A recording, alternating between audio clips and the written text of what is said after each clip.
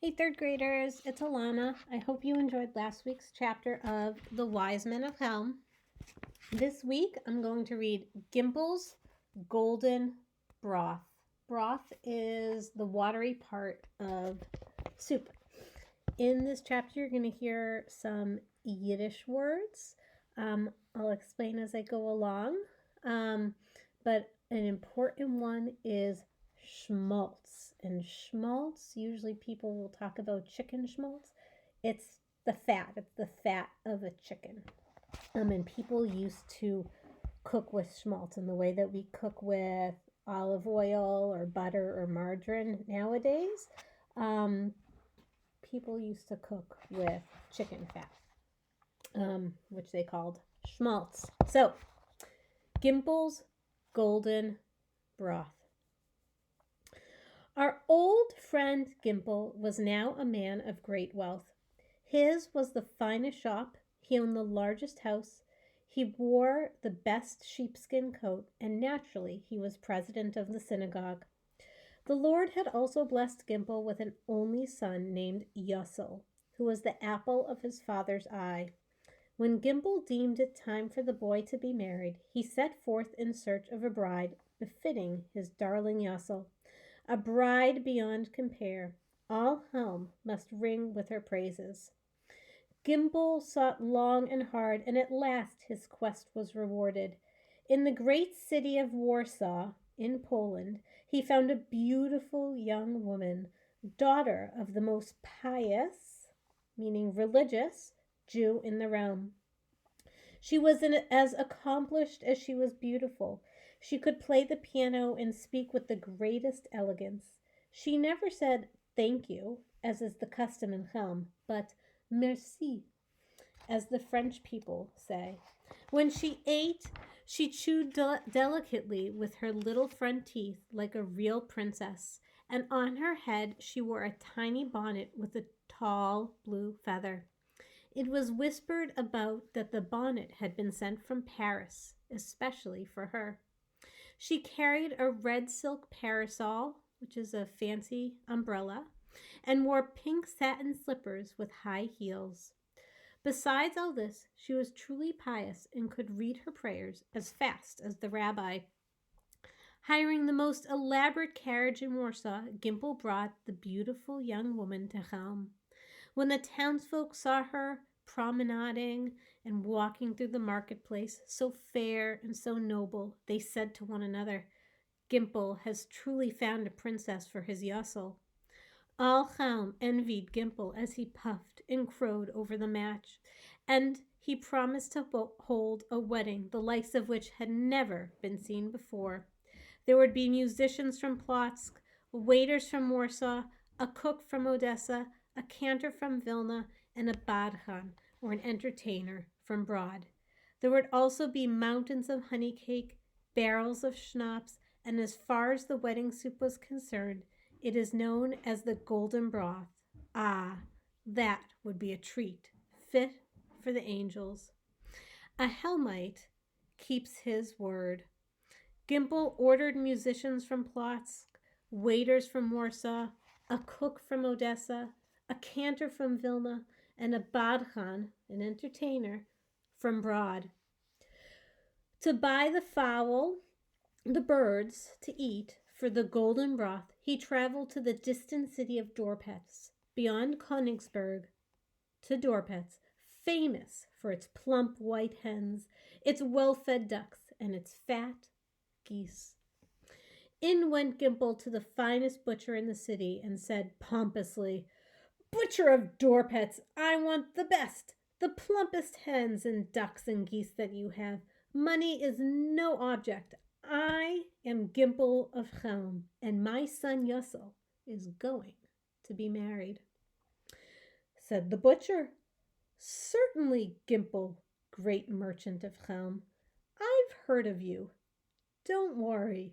For you, I'll select the finest fowl in the city.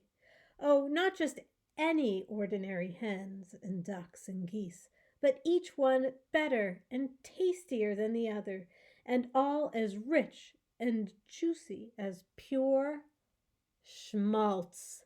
Remember that schmaltz, it's the chicken fat, it's the animal fat.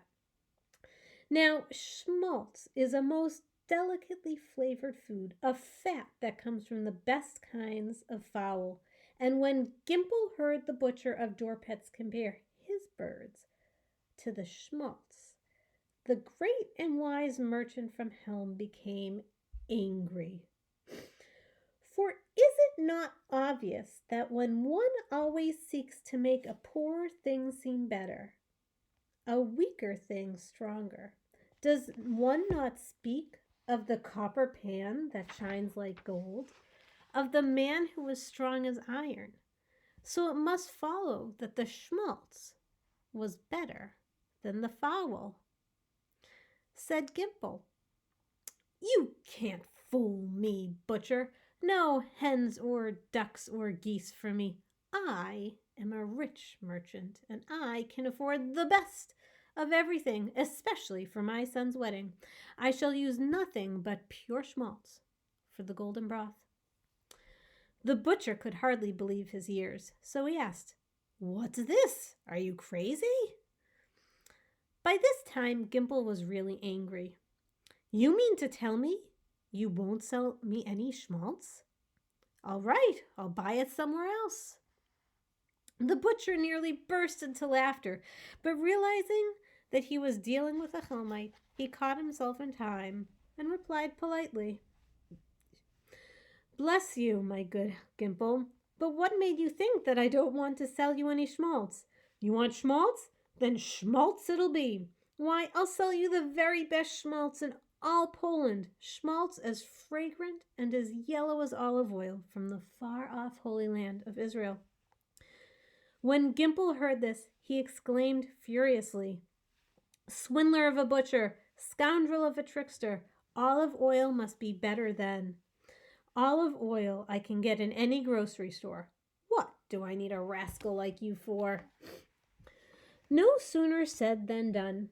Leaving the butcher bewildered, Gimpel dashed out, ran into the largest grocery store on the square, and said breathlessly, "I am Gimpel, leading citizen of Helm. My one and only son is to be married, and for the golden broth at his wedding, I want the finest olive oil that money can buy." Reflected the astonished shopkeeper, "Listen to this! Something new. Olive oil for the golden broth? Truly, this Gimpel must be a real Helmite from Helm. But who am I to teach him sense?" So, with a great show of courtesy, the shopkeeper replied, "There, in the corner, stands a barrel of olive oil that is like one of the 7 wonders of the world. Olive oil as clear and pure and transparent as water fresh from the well." At this, Gimpel nearly choked with amazement. "This means, then," he muttered to himself, "that well water is better for the golden broth than olive oil, which is better than schmaltz, which is better than hens and ducks and geese. Then why did I have to drag myself all the way to Dorpets when everyone knows that Helm has the best well water in Europe?" Without another word, Gimpel departed and took himself back to Helm. When he came home, he rolled up his sleeves, hastened to the square, and drew a bucketful of water from the town well.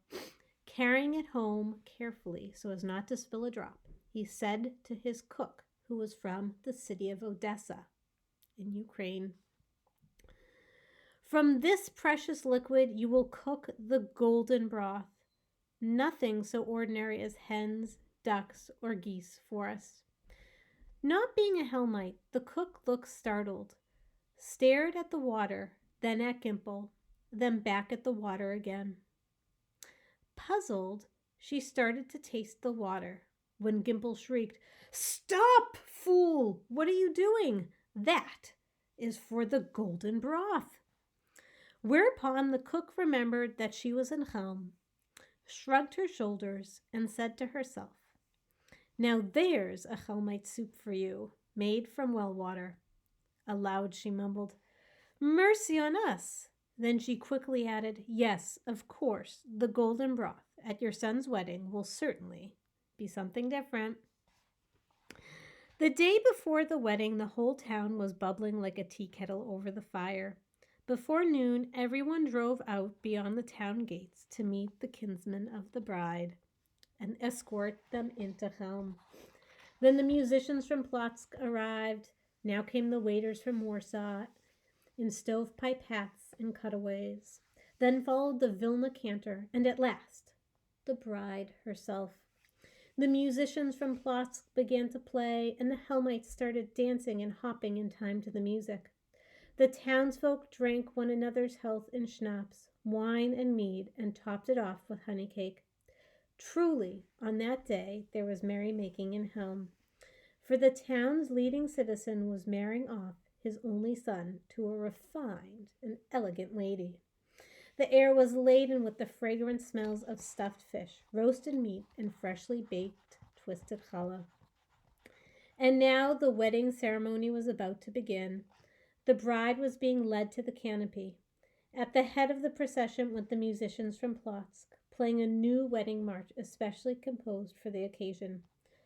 Following the Plotsk musicians came Beryl with his fiddle and Schmerl with his big bass viol. They would show the Plotskers that the Helmites could pluck a string or two. Then came the kinsfolk of the bride, attired in their finest garments. After them marched the town's people of Helm, one and all carrying lighted candles and burning torches. The procession arrived at the courtyard of the synagogue, for in those days weddings were held outdoors, under the skies. The canopy was in its place, and the bride came to a halt beneath it. All were silent as they waited for the cantor to begin the first note of the wedding blessings. But what was their surprise to see him standing there with mouth wide open and no sound emerging. They looked around, and, lo and behold, there was not a sign of the groom. In the commotion, they had forgotten all about him. Cries of, "Where is the groom? Where is the groom?" arose all over, and then and there they realized that he must have been left behind. But even in Helm, a bride cannot be married without a groom. So a frantic search was begun at once. They looked for him in his father's house. They looked for him in his uncle's house. They even looked for him at the shop where he always bought his favorite honey cake. But he was nowhere to be found. Alarmed, they rushed back to the synagogue and cried out in amazement when they stumbled upon Yussel standing among the little boys, holding a lighted candle in his hand and gazing expectantly at the bride along with all the other Helmites. He was hustled home and dressed in his wedding clothes. Over these was placed a white silk robe. Over the robe, a sable coat, and on his head a 7-pointed headdress. Then he was led to the bridal canopy, and at last the bride and groom would be together under the chuppah. The cantor coughed delicately, as is customary with the cantor. The cantor coughed delicately, as is customary with cantors the world over, and was about to begin the wedding blessings when the rabbi discovered that the bride and groom were facing west. And everybody knows the laws say a bride and groom must face east during the ceremony. Something had to be done at once. The resourceful Gimpel suggested that the canopy under which the bridal pair was standing be turned down to the very ground. And that was I skipped a page, sorry. That the bridal pair was standing be turned around. The rabbi motioned to Beryl the beadle to turn the canopy. This was done, and the cantor was about to begin when it was again discovered that Yussel and his bride were still facing west. Once more, Beryl turned the bridal canopy, but it was no use. He turned the canopy this way. He turned the canopy that way, and every which way. But when all the fuss and to-do were over, the bride and groom were still facing west. Why do you guys think that is? A tumult arose from the assembled guests. The great Gimpel should have arranged everything in advance. How could he have been so careless? Who knows? The couple might have been standing there to this very day if it had not been for Beryl the Beetle, who got the brilliant idea of turning the couple instead of the canopy. However, the best he could do was to get them facing south, for it was well known that Beryl had difficulty distinguishing left from right. But finally, the kinsfolk, the family of the bride, came to the rescue, took the couple by the shoulders, and turned them to the east. It helped. The cantor began the wedding blessings, and the choir chimed in with great enthusiasm. The ceremony proceeded slowly, and everyone had a properly solemn as in this kind of face, like almost very serious, had a properly solemn face, as he should have, even the sophisticated city folk from Warsaw. When at last it was over, the wedding throng relaxed into smiles, and the musicians struck up a happy tune. Gimpel's old mother, Saucil, who was a fine, stout woman, pushed her brightly colored shawl behind her ears to show her glittering new earrings, a gift from her husband, especially for the wedding, and taking a few skipping steps, called out loudly, "Bring me the twisted bridal challahs." Quickly they handed her the two glistening twists. Holding them aloft, one in each hand, she turned to face the bride and groom and began to dance. Everyone clapped hands in time with the music, and forming a jolly procession, with the portly Saucil skipping in the lead, they marched toward the hall where the wedding feast was already spread. But suddenly someone shrieked, "Fire!" And there before the astonished eyes of the guests, the entire roof of the hall was soon enveloped in flames. Alas, ere one could say, Beryl the Beetle, the hall itself was burned down to the very ground. And that was the sad, sad end of Gimpel's wedding feast. Helm might soon have forgotten all about the fire were it not for that lost supper. It was talked about and worried about and worried about and talked about until finally a town meeting was called to determine the mysterious cause of the fire. Now, although they thought and thought and thought for 7 days and 7 nights, no one really ever found out what started it.